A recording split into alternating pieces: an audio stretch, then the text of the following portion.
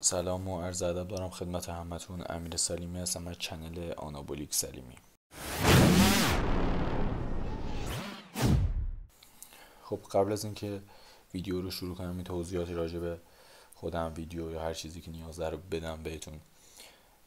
فعلا که تقریبا 9 فروردین سال جدید هست 1404 این ویدیو رو داریم ضبط میکنیم. ببینید، قبل از دیدن ویدیوهای استروید، الان دارم راجع به استروید اکسیمترون میخوام صحبت کنم. قبل از دیدن ویدیو استروید حتما برید اون ویدیو جامع و کامل تستوسترون رو ببینید، لینکش اینجا میذارم، اونو ببینید، بعد بیایید سراغ مثلا استروید ترمبولون، بولدنون، وینس، هر استرویدی که مد نظرتون، اونو کامل ببینید. بیاد دستتون مثلا استروید چیه، هورمون چیه، اونو اول ببینید اگه میخواید مثلا کامل حرفه‌ای بشید. اونو ببینید، رایگانه، حتما نمیفهمم 1 ساعته چقدر. اونو ببینید، بعد بیاید اینو ببینید یا اون استروید مد نظر رو، قشنگ کارتون راه میفته. بعد چنل تلگرام هم هستش که اون اخبار یا هر چیزیه که راجع به خودم، راجع به کار، راجع به ویدیو، هر چیزی هست میتونید اونجا ببینید. موزیک های ورزشی خیلی خوبی میذارم، هر هفته سعی میکنم 5 تا بزنم موزیک ورزشی. موزیک های خیلی خوبی هستش. کلا اونجا عضو شید بد نیست، به دردتون میخوره. جدا از اون کانال یوتیوب هستش که شخصی کاری، ما رو میتونید پیدا کنید داخل همین چنل یوتیوب. جدا از اون یه سری محصولات جدیدم از برند آنابولیک سلیمی دارم، کم کم رونمایی میکنم، داره ساخته میشه، کم کم بهتون نشون میدم. تمام اخبار و خبرهاشو میتونید داخل چنل تلگرام اونجا ببینید. که زیاد وقتتون رو نمیگیرم، بریم سراغ خود ویدیو. خب شروع میکنیم. این پی دی افشو بعدا بهتون میدم، میذارم توی چنل تلگرام VIP، بعدا میتونید پیگیری بشید اگه میخواد عضو شید. آنابولیک سلیمی برند طراحش خودم بودم. باز خب طبق معمول استروید اکسیمتالون، طبق معمول که نه، طبق معمول این دست آموزش ها فقط به خاطر اینکه اطلاعات شخصی، آگاهی نسبت دارو، اینکه به هیچ وجه بدون مشورت با پزشک و مربی متخصص و آگاه سمت هیچ دارویی نرید، به خصوص این داروی استرویدی خیلی خطرناکن. میتوند اصلا کل دنیا روی هورمون ها میچرخه، به هم میریزه هورمونات و بعد کارتون بد میشن. اکسیمتالون یا آنادرول، نام علمی آنادرول 50 داریم. این سرفصلی از موضوعات بهتون بگم. طبق معمول همین 4 تا ما پیش میریم، اگر اینکه استروید خیلی خاصی باشه که یه مورد اضافه بشه. این کامل ترین آموزشیه که میتونید راجع به یک استروید یا دارویی بدید. معرفی اون استروید رو داریم. اکسیمتالون، جایگاه، تاریخش میگیم، انواع اکسیمتالون، تفاوت اونها، نیمه عمر اونها، نحوه عملکرد استروید اکسیمتالون، فواید اکسیمتالون برای ورزشی یا پزشکی. عوارض جانبی اکسیمتالون رو داریم. مقایسه اکسیمتالون با سایر استرویدها، نحوی مصرف، دوز مصرف استروید اکسیمتالون، ترکیب اکسیمتالون با دیگر استرویدها، نکات، بخش مهم میشه و منابع. توضیح راجع به منابع نکات بهتون بدم. ببینید، منابع که نیست، منابع جدید مثلا از تحقیقات هستن، خیلی زیادن. اونا رو مثلا معمولا روی نکات آوردم، یا مثلا منابعی که عموما در دسترس مثل ویکی‌پدیا، اون یک دانشگاه جدایی خیلی جامع، من تقریبا خیلی بیشتر من بیشتر اطلاعاتم از اونجا میگیرم. ولی خب خیلی پیچیده است و خیلی، بعد اون فارسی میزنی اصلا چیز خوبی برات نمیاد، خیلی پیچیده است، هر کدامش یه جاست. ولی من اومدم کامل جمع و جور کردم، جامع و کامل به زبان ساده آوردم براتون. 100% که ویکی‌پدیا خیلی سرتر، خیلی علمی تر از من توضیح داده، اما خب این یه چیز دیگه است. مثلا این یه آموزشیه که مثلا بری اونجا گنگ میشی، چی بهت نمیگه، دوز مصرف بهت نمیگه، اپتیمال بهت نمیگه، مگادوز بهت نمیگه، یا سری چیزها رو بهت نمیگه. خب من آمدم اونجا تمام کار رو ردیف کردم و آوردم واسهتون. خب بریم سراغ آموزش. معرفی استروید اکسیمتالون رو داریم، جایگاه و تاریخچه‌مون. ببینید اکسیمتالون با نام علمی آنادرول یا آنادرول 50 شناخته میشه. این استروید قوی، این استروید آنابولیک قوی توی دهه 60، بیشتر استروید دهه 60 توسط شرکت دارویی سینتکس معرفی شد. خب واسه درمان کمخونی ناشی از آهن و پوکی استخوان و بعد از این موارد استفاده شد که خیلی از استروئیدها به خاطر این امر ساخته شدن. این از این تولید گلوبول‌های قرمز میده، بهبود سنتز پروتئین میده، کاربرد پزشکی خیلی زیادی که بهش میپردازیم توی پارت بعد، یعنی صفحه بعد. با دوز 50 در دسترس، کاربرد پزشکی معدودی داره. امروز البته داروی خیلی بهتری اومدن، موقع خیلی خوب بود. در برخی موارد کمخونی ها، ناشی از بیماری مزمن HIV اینها تحت نظر پزشک استفاده میشه. در حوزه ورزش هم خوب، دلیل ممنوعیت قانونی اینا سوء استفاده از اون میشه. بعد همچنین توی بازار سیاه و خیلی از ورزشکارا، بدنسازها، بیشتر قدرتی کارا استفاده میشه. اکسیمتالون که قوی ترین استروئیدهای خوراکی شناخته میشه، اما استفاده از آن نیازمند آگاهی کاملی. خیلی عوارض داره، بعد بهتون میگم. ببینید قدرت آنابولیکیش چقدر زیاده، آندروژنیکیش هم کمه. بعد از اون زیاد تمایل نره به استروژن تبدیل بشه، بهتون میگم بعدا. خب بریم سراغ این انواع اکسیمتالون، تفاوت اونها، نیمه عمر اونها. ببینید اکسیمتالون فقط یه نوع داره، اونم خوراکیشه. نوع چیزش هم هست، اینجا آوردم براتون، بذار خودم یادم بیاد. شربت، آره نوع شربتش هم هست، تزریقش هم هست. البته مثلا دیانابول تزریقش هم هست، ولی خب اصلا پیدا نمیشه. اگه پیدا بشه تقلبیه، ولی خب هست، ساخته شده. ببینید استر خاصی نداره، نانتاسیپیمات چون چیز خوراکیه. بعد با نام‌های تجاری متفاوتی، فرمولاسیون مثل قرص، شربت عرضه میشه. در بازارهای غیر قانونی مکملات قانونی ممکن استفاده بشه. بعد مثلا یه سری مکملات هستن اکسیمتالون خورد میکنن، داخلشون میریزن اکسیمتالون بی کیفیت. بعد یک ترکیب واحد نیمه عمرش هم تقریبا 8 تا 9 ساعته. بعد یه فرقی داره، این که یه سری یکم پایدارتره، یعنی مثلا اثرات آنابولیکی اون بیشتر توی خون حفظ میشه، مثلا نمیخواد مثلا شما 2-3 بار مصرف کنید، ولی خب باید مصرفشه تا اون سطحش حفظ بشه. دوباره اوکیه.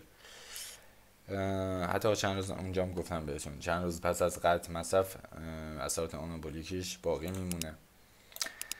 بریم سراغ نحوه عملکرد استروئید اکسیمتالون. طبق معمول از مصرفات دفع برای شما آوردم. ببینید شربت یا خوراکیش مصرف میشه، جذب از طریق گوارش آغاز میشه. بعد از 1-2 ساعت جذب روده کوچیک به دلیل ساختار 17 آلفا آلکیلیتی که داره، بیشتر استروئیدهای خوراکین، به حالا بیشترش که نه 70%شون این از سطح کبدی عبور میکنه، خیلی سخته واسه کبد. بعد پخش میشه، انتقال از طریق جریان خون بافته به عضلات کلیه کبد. بعد 2 تا 4 ساعت این اتفاق میفته. با پروتئین‌های پلاسمان آلبومین اینا متصل میشن طبق معمول.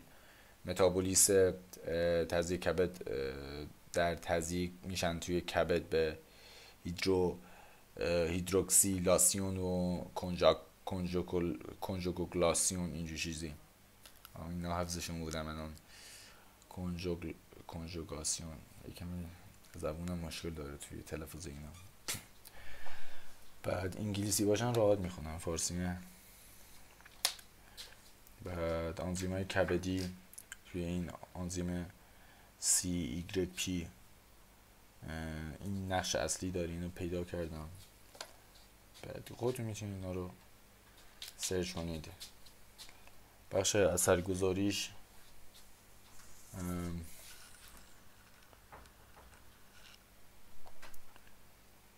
یکی میاد تو کلا برمیریزم مثلا. خب بریم سراغ اثرگذاریش. فعالسازی گیرنده‌های آندروژنی در استروئیدها. استروئیدها این خاصیت رو دارن تقریبا جدا از استروئیدهای تزریقی، خوراکی ها معمولا تقریبا یه مدل فرآیند رو طی میکنن بیشترشون، فرق حالا یه سری تفاوتات دارن یعنی در کنار هم بذاریم. بعد افزایش سنتز پروتئین، اعتصاب نیتروژن، تولید گلبوله‌های قرمز، افزایش EPO و 6 تا 4 ساعت پس از مصرف. دفعش هم که 24 ساعت تا 48 ساعت مختص به این استروئید یکم دیر دفع میشه، ولی خب معمولا بس از نیم عمر بیولوژیکمون کلا 8 تا 9 ساعته. از طریق صفرا، مدفوع، ادرار اینا دفع میشن. 90% متابولیسم از طریق کلیه و کبد دفع میشه. این از این، ولی خب میمونه توی بدن تا حدودی تقریبا 3 ماه 4 ماه. این از این. فواید استروئید اکسیمتارون در پزشکی و ورزشی. ببینید فواید غیر پزشکیشو میخوام بهتون میگم، سوء مصرفی بدنسازی و فواید پزشکیش. اول میریم سراغ بدنسازی و ورزشیش که معمولا استروئیدها رو به خاطر کلا افزایش حجم، افزایش قدرت، بهبود ریکاوری، افزایش اشتها اینا مصرف میکنن. خب بعضی از استروئیدها درصد بیشتری، بعضی استروئیدها درصد کمتری، مثلا افزایش اشتها، بیشتر روی قدرت، اینجور چیزا معمولا همشون یک بیسی رو پشت سر میذارن، اما درصد یه سری هاشون فرق میکنن. مثلا در بولدنون مثلا اشتها آور هستش خیلی بیشتر از بقیه استروئیدها. در مثلا این استروئید افزایش سریع حجم عضلانی رو مثلا داریم، یکم یه مقداری از مثلا کیفیت دیانابولو اینا افزایش حجم بیشتری بهتون میده. نمیشه میگم این از این. افزایش سنت پروتئین، اعتصاب نیتروژن، باعث رشد عضلات چشم، بعد یه مقداری این کیفیتش بیشتره. تقویت قدرت فیزیکی، افزایش توانایی تمرینات سنگین، خیلی میتونید رو بدنتون خیلی تاثیر میده. دوره اکسیمترون رو دیدم، واقعا قدرتشون خیلی زیاد میشه، ریکاوری، کاهش زمان استراحت. استروئیدها تستوسترون کنن این خاصیت، ولی این یه مقداری خیلی قدرت و حجم بیشتری بهتون میده نسبت به دیگر استروئیدها. افزایش اشتها، این افزایش اشتهاش هم خیلی چشم گیر بود، حتی در فواید و پزشکیش هم به خاطر یه سری بیماری سوء مصرف اینا داشت. بریم سراغ پزشکیش. کمخونی آپلاستیک، یعنی تقریبا اونایی که بیماری نارسایی مغز استخوان دارن، مغز استخوان بعد تحریک میکنه گلبولهای قرمز رو، بعد کمک به بیماری کمخونی نارسایی کلیوی، ساختشاست کمخونی. بعد این از این. دکمام پیرهن لباسام تنگ شده، الان میام.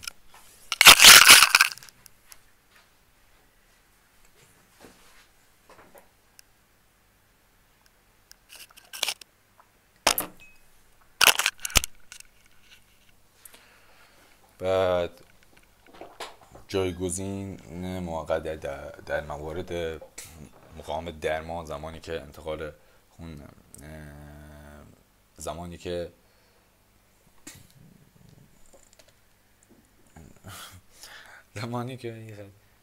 انتقال خون با اریتروپویتین یا همون EPO موثر نباشه.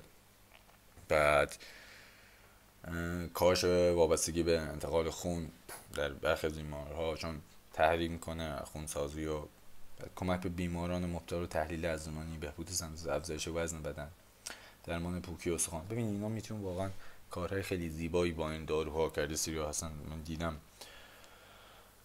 بیشتر این مناطق آفریقایی نشین. حالا این داروها هم خطرناکه، نمیشه به کودکان مصرف کرد واسهشون، ولی خب استفاده میشه واسهشون. دیدم چقدر میتونه کمک کنه و اگه فکرشو بکنی خیلی زیباست بشه مثلا با این کار دل یکیو شاد کرد و مثلا اون شخص از بیماری نجات داد. واقعا با پیشرفت علم همیشه کارهای خیلی وحشتناکی کرد، همیشه کارهای خیلی زیبایی کرد. این دیگه انتخاب ماست چه کاری رو باید انجام بدیم و چه کاری میتونیم انجام بدیم. با چاقو میشه میوه پوست کنده، میشه آدم کشت. خیلی داستان‌های زیادی هست که من بخوام این جمله ها رو بهتون بگم ولی خب اینجا جاش نیست. عوارض استروید اکسیمتالون، ببینید طبعا از خفیف آوردم مثل قبلا تا خطرناک. خب اینجا بهتون قبل از اینکه جدول بهتون میگم، معمولا شایعن مثلا مدیریت میشن، بعد با کاهش دوز یا قطع مصرف یا مثلا دورای کوتاه کوچیک این عوارض رو بهتون مثلا میده. بعد مثلا یک مقدار دوز رو میبریم بالا، خب مثلا دوز ورزشی مصرف میکنید، ممکنه بر طولانی مدت این عوارض رو بستگی به ژنتیکتون داره دچار این عوارض بشید. شدید دوز بالا مصرف میکنید، مثلا منظور افزایش وزن بیشتر، حجم بیشتر.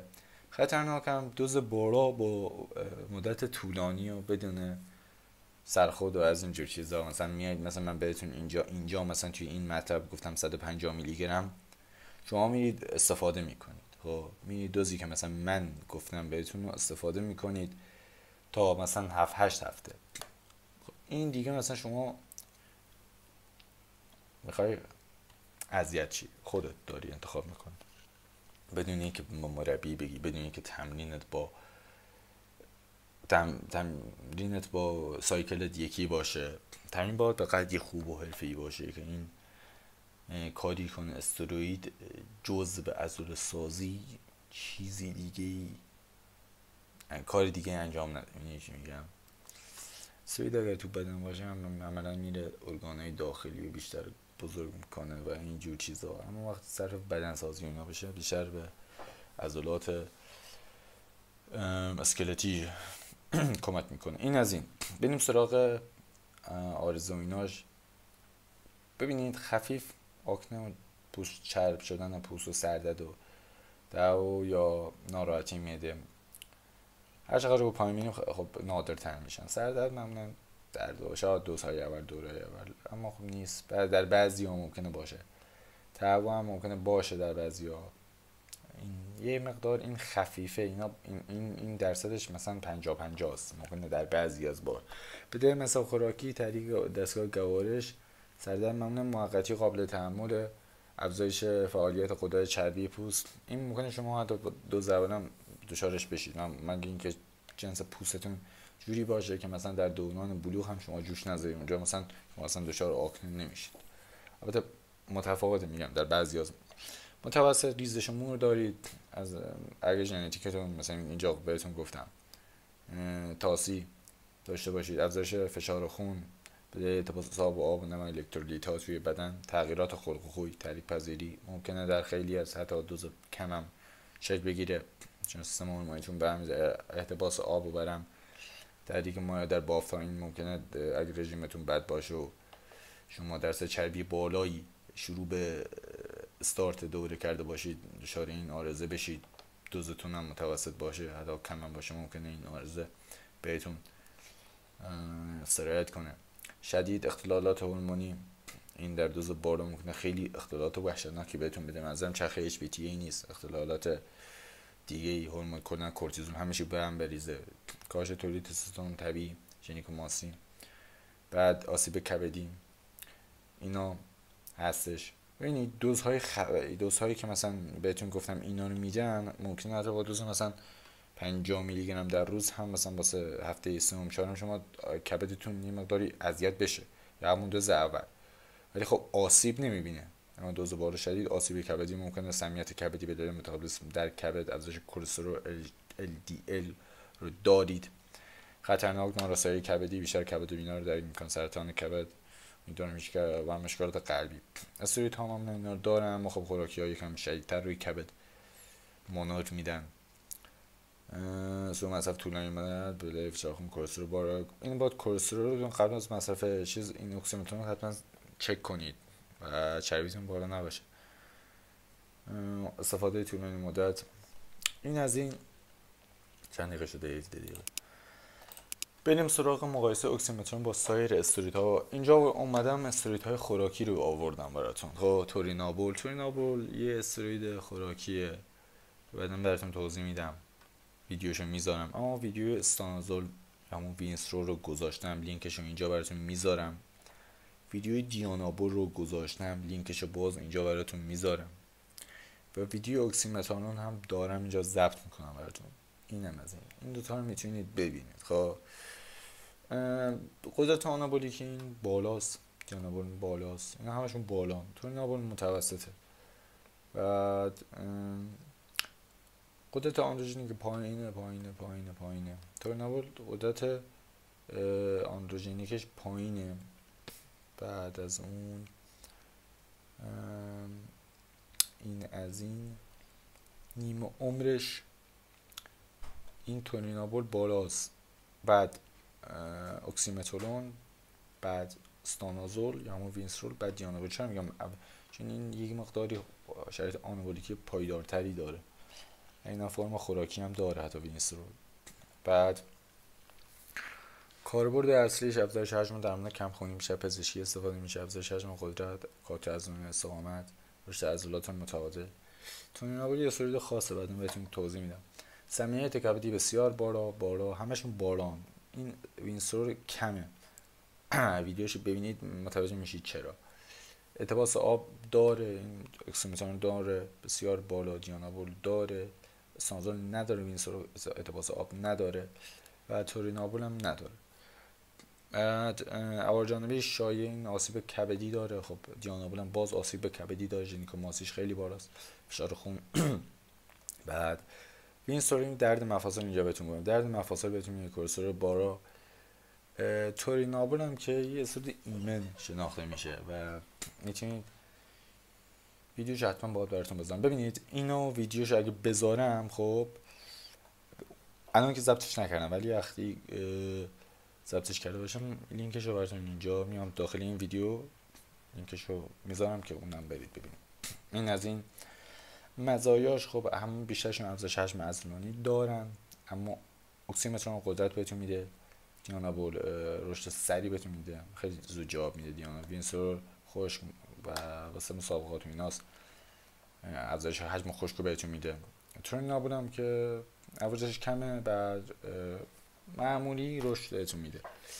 مناسب بالکینگ کاتینگ متعادل. این بالکینگ یعنی حجم، خب کاتینگ و کات، این هم میشه استفاده کرد دو مدل. این از این.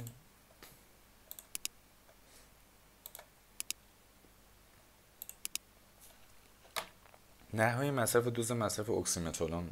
ببینید دوز کمش واسه آقایون 25 تا 50 در روز، واسه خانم ها 2.5 تا 10 در روز، واسه دوز متوسط آقایون 50 تا 100 در روز، دوز خانم ها 10 تا 25، دوز مگای دوز متوسط، دوز بالاش 100 تا 150 در روز، خانم ها 20 تا 25، مگا دوز 150 تا 300 در روز. خانم ها هم که اصلا نیاوردم براتون. خب بخوام شخصا بهتون بگم بیشتر از 50 در روز مصرف نکنید این استروید رو. اصلا این استروید رو مصرف نکنید، خوراکی به درد نمیخوره مگر در موارد خاص. خب این از این. بیشتر از 50 خطرناکه. اینجا بهتون بگم پزشکی کمخونی این دوز کم خیلی ایمنه، خیلی که نه ایمنه نسبت به اینا. بخاطر کار مواد پزشکی در عوارض بانزار پزشک باید ورزشی مثلا میشه افزایش حجم عضلانی، افزایش قدرت، اینم باز ورزشی سوء مثلا دیگه بدن سازی خیلی دیگه. این میشه 3 هفته 21 2100 میگه فقط از یه استروید خوراکی وارد مثلا داغونت میکنه. هیچ ورزشکار عاقلی این کار رو انجام نمیده مگه اینکه کبد فروشی داشته باشه، کبد تموم شد یه کبد دیگه بیاره بذاره اینجا، بعد این کبد تموم شد یه کبد دیگه بذاره، بعد از هر دوره باید کبد سفارش بده. 4 تا 6 هفته طول دوره مصرفش خطر آسیب کبد خیلی بالاست. خانم ها اصلا اولا توصیه نمیشه دوز میگا اصلا مصرف نکنید، آقایان دوز بالا اصلا دوز توصیه نمیشه. دیگه خودتون میدونید چی میگم، زیاد ویدیو کش نمیدم. ترکیب اکسیمترون با دیگر استرویدها این قشنگه. اکسیمترون، تستوسترون، انانتات حجم بهتون میده، دوز شخصی سازی، دوز ترکیب شخصی سازی، حجم و قدرت عضلانی بالا بهتون میده. اکسیمترون دیانابول حجم بهتون میده. این دیگه بیشتر از این دوره شما رو تبدیل به بادکنک میکنه. خیلی مزخرف این دوره کثیف، دوره که نیم کیلو عضله نمیسازید، هیچ عضله براتون باقی نمیمونه. دوره خوبی نیست اگه فقط مثلا بخواید یه حجمی بگید. این دوره رو هر کی بره، هر کسی بره، مثلا شما تو 120 کیلو قف کردی، این دوره رو بری 130 کیلو به 10 کیلو به راحت میده دیگه، چه برسه کثیفه. شاید دوزها رو من نمی‌نویسم. اکسیمترون، دکادرابولین بهتون حجم خیلی کمی، کیفیتش بالاست، ریکاوری بهتر، پایدارتر، رشد سریع اینجا بهتون میگم، رشد سریع. حجم و قدرت ترمبولون، اکسیمترون حجم بهتون میده، قدرت کمی، کیفیت حجمتون هم بالاتر. حجم و کات فینسترو، پرپیونات، اکسیمترون شخص سازی، حجم و ظاهر خوشتر.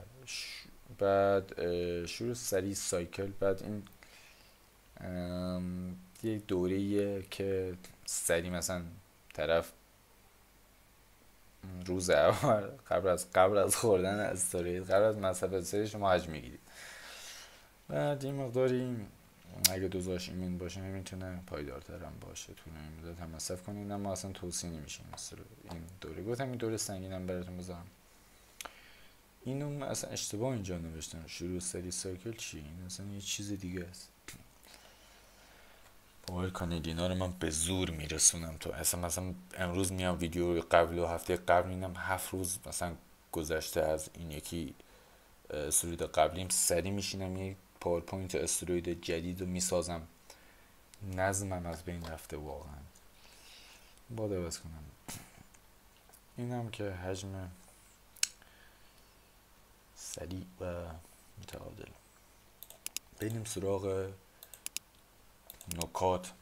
اکسیمترون متابولیت های فعال ایجاد میکنه که اثر آنابولیکی را طولانی تر میکنه، اینکه نیم عمر کوتاهی داره. بهتون گفتم یه مقداری اثر آنابولیکیش طولانی مدته. نکته دو، اکسیمترون به عنوان یک استروید پر خطر شناخته میشه و استفاده غیر پزشکی از اون آواز جبران ناپذیری داره، مثل نارسایی کبدی. توجه کنید حتی در دوزهای استاندارد نظارت پزشکی واسه آسیب کبدی اصلا این کبدتون رو داغون میکنه. تکرار دوز به دلیل نیمان رو کوتاه با 2 بار در روز مصرف بشه. اما اینجا بهتون گفتم چی؟ گفتم پایداره. خب پایداره فرق میکنه با اینکه شما شارژ نکنید، دوز به دوز درست مصرف نکنید، ولی پایداره. قوی ترین اثر خوراکی از نظر افزایش حجم و قدرت، اما با بالاترین سمیت کبدی. با مصرف پزشکی محدود به درمان کمخونی‌های شدید است. برای مصرف پزشکی معمولا دوره مصرف اکسیمترون 4 تا 6 هفته، زیرا طولانی‌تر و مناسب کبدی داره. برای مصرف پزشکی محدود به درمان کمخونی‌های شدید، اینا براتون گفتم. اینجا خواستم مثلا برای مصرف پزشکی محدود درمان، یه چیز دیگه خواستم بدونستم. خب این استروید ساخته شده برای درمان پوکی استخوان و کمخونی. اینا نکات داخل مقاله. مثلا این مقاله بود که مال سال 2003 بود. این مثلا کلا چکیده جمع کرده بود، آزمایش شده بود، فلان فلان فلان، مثلا روی اینکه این جمله رو ما بفهمونه، بگه که آره واسه درمان پوکی استخوان کمخونی، مثلا روی موش ها، روی فلان. من اومده مثلا اینو به یه نکته 7 مثلا بهتون گفتم، اینو مثلا توی نکته جا باید نکته 9 باشه. پی دی اف مرتبی. اکسیمترون میتونه به اسپرم های آسیب بزنه و باز بشه که حرکتشون کم بشه. خب ممکنه مردا رو این ممکنه ناباروری بده به مردا. خب توی موش ها دیده شده که این دارو روی بیضه ها رو کوچیک میکنه و به دی ان ای اسپرم صدمه میزنه. خب این یعنی که ممکنه بچه‌تون یه جوری مشکل دار باشه، خدایی نکرده، ممکنه به بیضه‌هاتون آسیب بزنه، اینجوری میشه. اینم منابع هستش و میتونید منابع رو سرچ کنید اینجا. بعد یه سری شخصی خودم قبلا مقاله، ویدیو از این چیزا داشتم، اگر هم دیدم نکته ای هست امکان توی دیسکریپشن بهتون بگم و امیدوارم به دردتون خورده باشه که 100% میخوره. با دوستاتون به اشتراک بذارید که این ویدیو رو ببیند با اونهایی که به دردشون میخوره و سعی کنید قبل از مصرف حتما به فکر سلامتتون باشید. واقعا مثلا اینکه شما بدنتون خوب باشه جلوی چشم چند نفر زیبا به نظر بیاید، این واقعا عقلانی نیست. اولا اینکه مردم اگر زیادی خفن باشین گارد نسبت بهتون میگیرن و اون گارد مانع پیشرفت شما میشه. شما باید زیاد متفاوت نباشید مگه اینکه همه چیزتون متناسب بیاد بالا. به این فکر نباشید بیا بدن خفن اصلا این چیزی که در ذهن شماست در ذهن مخاطب نیست که مثلا واو این چقدر خفنه فلان. سعی کنید در سلامتی کامل همه چیز متناسب با هم پیش برید. ورزش کنید، اگر استروئیدی میخواید مصرف کنید به دلیل مسابقه شخصی هیچ فرقی نداره. مشورت کنید با متخصص، با هر کسی که میدونید بهش اعتماد دارید، پزشکای متخصص که بهتون بگن جریان چیه و خدای نکرده آسیب نبینید. آرزوی دل شاد، جیب پرپول و تن سالم رو دارم واسه همتون. موفق باشید.